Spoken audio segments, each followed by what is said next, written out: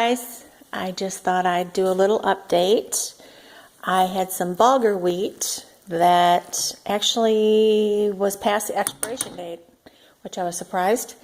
And I had some snap peas that had started to go bad in the refrigerator because I just can't eat them that fast. There's just me and my husband, so we can only eat so many of them. So let's see.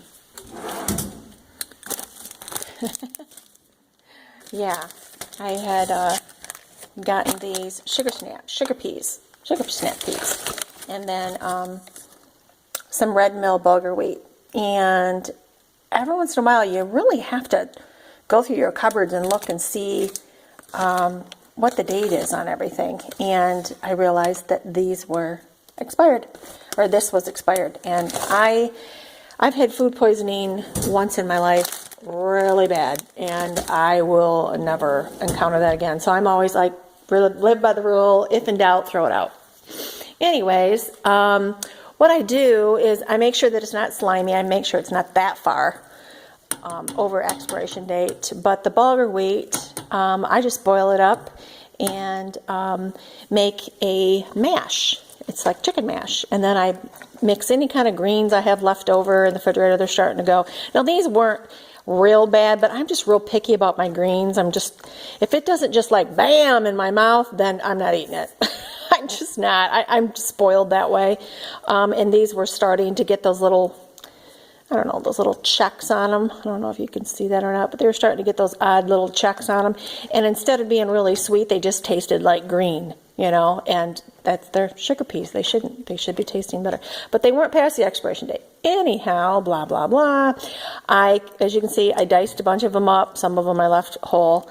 And boiling them up so they get past that 114, 120 degrees, so it kills off most of the active bacteria in it. And then what I do is once this boils, because that bulgur wheat, there's a lot in that package. So once it gets boiled down, it looks like that. And it turns into chicken love. My chickens in the wintertime, they get spoiled because I go through my pantries and I get anything that's over the expiration date, any of my wheat, any of my rices, bulgur wheat, rices, Kwanzaa, any of that stuff. Kwanzaa. That's not it. No. I'm telling you, today I have just been calling things the oddest things. My mom was over here and I don't remember what it was. I called something and she looked at me and she was like, "Did you just hear yourself?" I'm like, it's just, I don't know. Anyways, I'm sure we all do it. But anyways, I'm going to show you outside my window. Hopefully I don't scare them away. But I've been reupholstering. Oh, I scared them away. Oh, there goes the last one. Anyways, I put some more seed out there this morning, and I have just had a flurry of birds at my bird feeder. I mean, I don't know if anybody else is a bird feeder watcher or a bird feeder lover, but I love the birds. In the wintertime here in Michigan, it is so boring, and it gets so lifeless because everything is so covered up with snow. Oh, they're starting to come back. I have blue jays and redbirds and chickadees and finch hens. Oh, just so cute. So cute. Mourning doves, because they always usually come in pairs. But anyways, I put some in that. They seem to like that feeder better than my finch feeder, which is okay because finch food is expensive. But anyways, I just put some new out there and they've just been going crazy. Just crazy.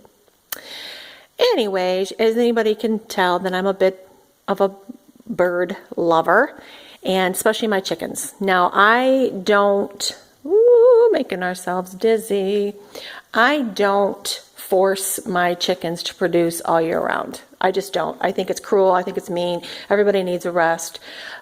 Chickens will lay up to 300 eggs in a year, and as we know, there's 365 days in a year. So I don't put a light on them for the winter time. I let them rest. So they normally it's about 2.5 months around that.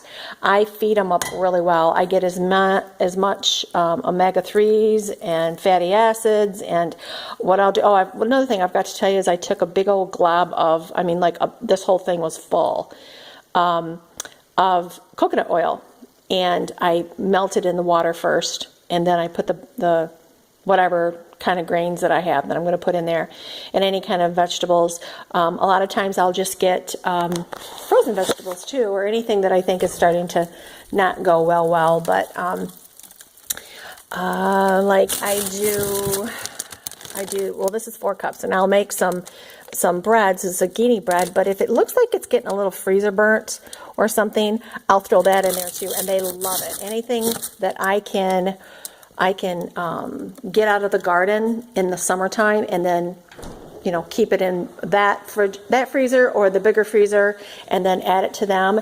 It beefs them up. In the spring, a lot of times people's chickens just look haggard over the winter, and my chickens look beautiful. They're fat and they're shiny and they're happy because they've had a long extended vacation.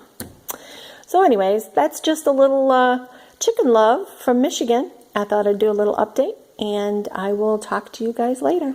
And don't forget, you're never too great to have a great, you're never too great, you're never too old to have a great childhood. Bye.